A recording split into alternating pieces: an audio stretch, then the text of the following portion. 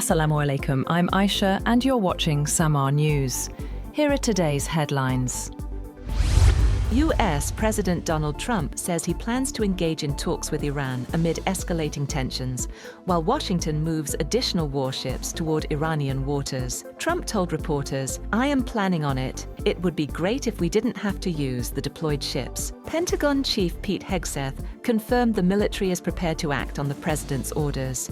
Iran stressed defense readiness over negotiations. Army Commander Amir Hamati announced 1,000 new strategic drones, and negotiator Kazem Garibabadi said Tehran's priority is full preparedness. Regional diplomacy continues, with Iranian Foreign Minister Abbas Araghchi set for talks in Turkiye, even as the US fleet, led by USS Abraham Lincoln, positions near Iranian waters.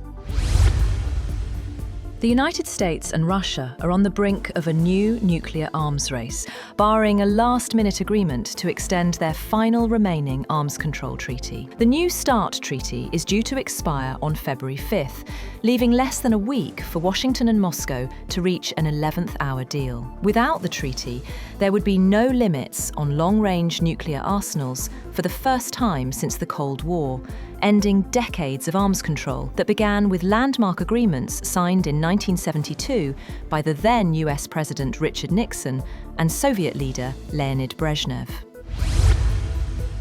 US President Donald Trump cautions Britain against pursuing business deals with China as UK Prime Minister Keir Starmer met Chinese President Xi Jinping to reset relations. Trump told reporters, "Well, it's very dangerous for them to do that," without giving details, while Starmer held talks in Beijing, focusing on market access, lower tariffs, and investment agreements. Starmer, the first British PM to visit China since 2018, described meetings with Xi as very warm and noted progress on visa-free travel and reduced whiskey tariffs. He emphasized Britain would maintain strong ties with both the US and China.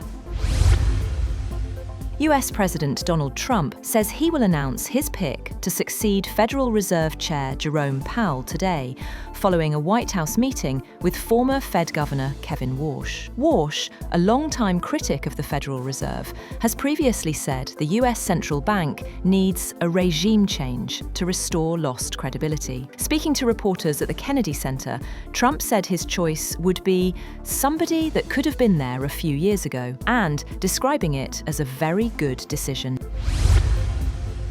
The World Health Organization, WHO, says the risk of Nipah virus spreading beyond India is low after Indian authorities confirmed 2 cases in West Bengal. WHO advised that no travel or trade restrictions are needed and praised India's containment measures. Both infected health workers are receiving treatment, while 196 contacts traced remain asymptomatic. Nipah virus, first identified in 1998 in Malaysia and Singapore, is zoonotic and can spread from animals like fruit bats and pigs, or via person-to-person contact. Symptoms range from fever and headache to severe encephalitis, with a fatality rate of 40 to 75%, though human-to-human transmission is limited.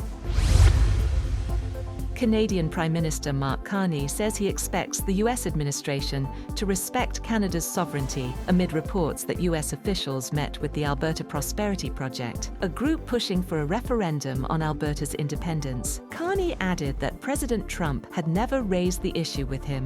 The APP reportedly seeks another US meeting to request a $500 billion credit facility.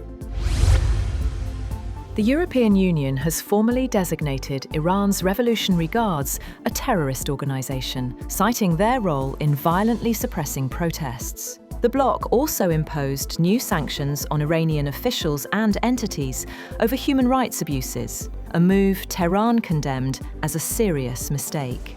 Announcing the new development, European Union Foreign Policy Chief Kaja Kallas said repression cannot go unanswered. She also said the region did not need a new war, as the bloc ruled out backing US military action against Iran.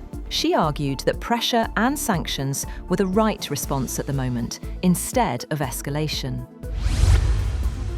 Iran's army has received a consignment of 1,000 drones.